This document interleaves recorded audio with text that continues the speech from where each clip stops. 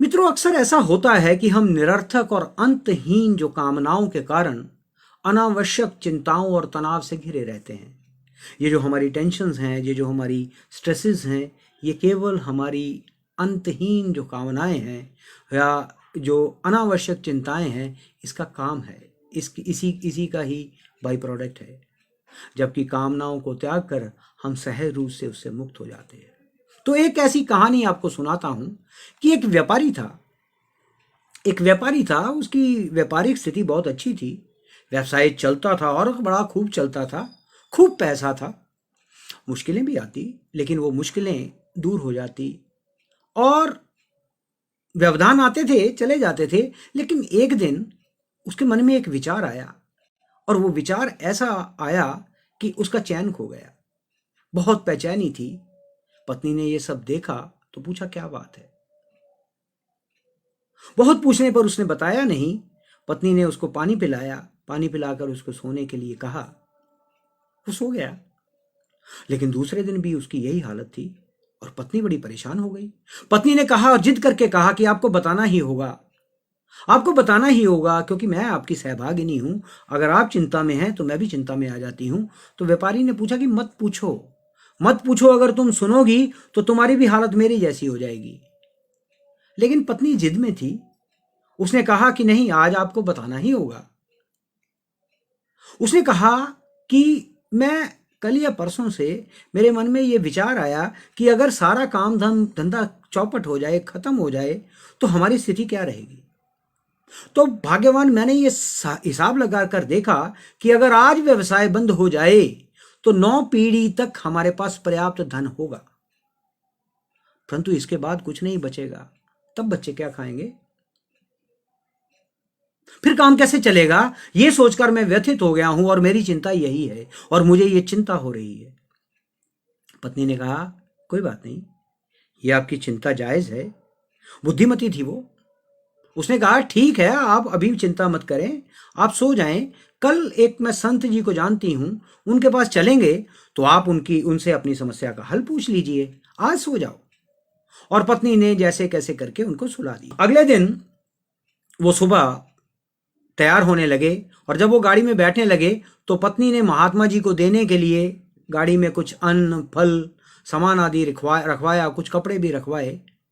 और ये देखकर पति कहा कि ये क्या कर रही हो, ये क्या कर रही हो?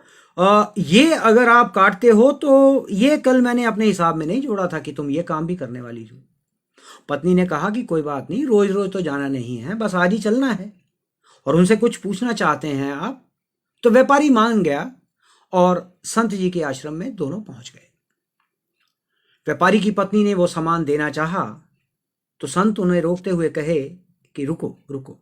और उन्होंने अपने शिष्य को आवाज लगाई कि आनंद, भीतर जाके गुरु मां से पूछो कि आज के लिए हमारे पास कितना अन्न शेष है। वो आनंद अंदर गया और थोड़ी देर बाद पूछ के आया कि उन्होंने कहा कि आज रात तक के लिए पर्याप्त अन्न है हमारे पास, हाँ, कल सवेरे के लिए नहीं है। तब संत ने कहा कि हम तुम्हारी भेंट जो है वो स्वीकार नहीं कर सकते, क्योंकि इसकी आवश्यकता नहीं है। पत्नी के विशेष आग्रह करने पर भी संत ने मना कर दिया और उन्होंने कहा कि अभी आनंद ने आपको बताया है कि गुरु माँ कहती है कि आज रात के लिए हमारे पास पर्याप्त है और जो कल की चिंता है वो ठाकुर जी स्वयं करेंगे। कल की जो चिंता है वो हमें करने की जरूरत नहीं है। कल की चिंता ठाकुर जी की है, क्योंकि आज का सारा दिन बाकी है और कल का आज का हमारे लिए पर्याप्त है। कल ठाकुर जी जो देखेंगे वो कर लेंगे। हाँ, यदि आज के लिए सामान नहीं होता तो मैं रख लेता, क्योंकि आज अगर सामान आज रात के लिए नहीं होता तो ये ठाकुर जी का विधान होता कि वो हमारे पास हमारी पर्याप्त सुविधाओं के लिए हमारे सामान भेज रहे हैं। व्यापारी है, वो पत्नी को बोला कि चलो अब चलते हैं। अभी पत्नी ने कहा, अभी तो आप अपने प्रश्न का समाधान स्वामी जी से, संत जी से पूछने वाले हैं। व्यापारी ने कहा कि अब पूछने की जरूरत नहीं है, अब पूछने की जरूरत नहीं है, क्योंकि मुझे इसका समाधान मिल गया है। इन संत को कल की चिंता नहीं है, तो मैं अगली 9 पीढ़ी की चिंता, 9 पीढ़ी से आगे की चिंता कर रहा हूं। मैं 9 पीढ़ी से आगे की चिंता कर रहा हूं, और ये संत हैं जो कल की चिंता नहीं कर रहे, क्योंकि आज के लिए उनके पास पर्याप्त है। कल की चिंता ठाकुर जी के पर छोड़ दी है, तो मुझे चिंता करने की क्या जरूरत है। तो प्रभु पर विश्वास आज मुझे हो गया है, अब मैं कोई चिंता नहीं करूंगा। तो क्या आप भी 9वीं पीढ़ी की सोच रहे हैं? 9वीं पीढ़ी की सोच रहे हैं तो आप भी चिंता मत करिए, क्योंकि उसकी चिंता करने के लिए ठाकुर जी हैं। ठाकुर जी बैठे हैं और इसी चिंता के लिए बैठे हैं। तो मित्रों, आप अपनी चिंताओं को गिराइए और सबको अपने ठाकुर जी पर छोड़ दीजिए, भगवान पर छोड़ दीजिए,